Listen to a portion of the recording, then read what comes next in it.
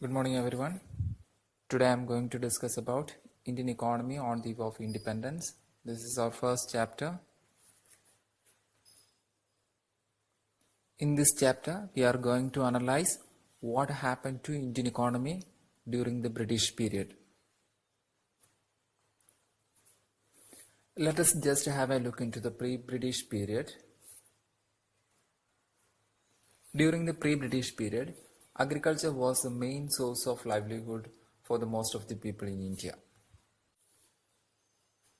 Yet the country's economy was also characterized by various kinds of manufacturing activities.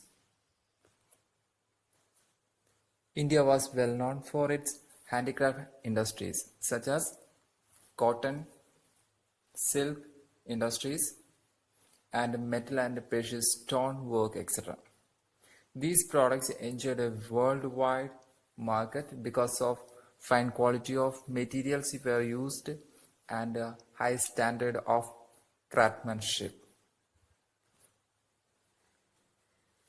Later period, Britishers came to India and established economic and political power over here.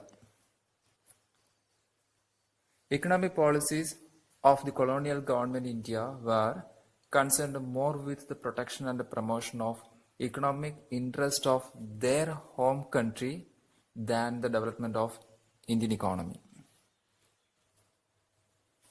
As a result of these economic policies, India became a supplier of raw materials and a consumer of finished goods for their industrial product.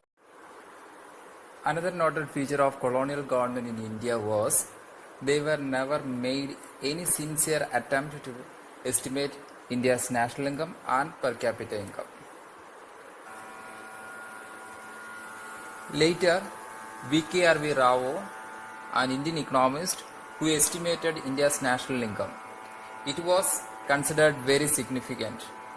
The first half of the 20th century, the growth rate of GDP was less than 2% per year and per capita income was 0.5%. Now let us go through the sector-wise analysis of Indian economy during the British period. Let us check what was the picture of agriculture sector.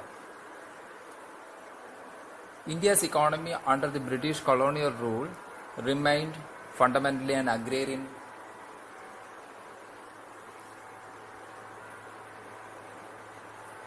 About 85% of the country's population lived mostly in villages and derived livelihood directly or indirectly from agriculture sector. During the colonial period, agriculture sector experienced a very poor performance. Let us check what was the reason behind it. One of the main reasons behind the low productivity of agriculture sector during the British period was Zamindari system. Now let us see the performance of Zamindari system in India.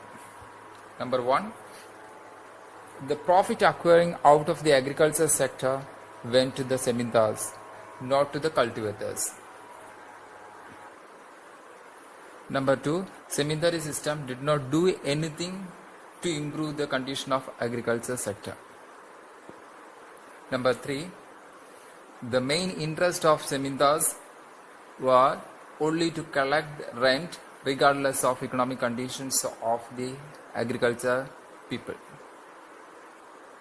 Number four, zamindari system made immense misery and social tension among the cultivators. And another reason behind the low productivity of Indian agriculture during the British period was lack of irrigation facilities and low level of technology. And finally, we can identify lack of resources, also one of the main reasons behind the low productivity at that time. These are the main reasons behind the low productivity of agriculture sector at that time. Thank you.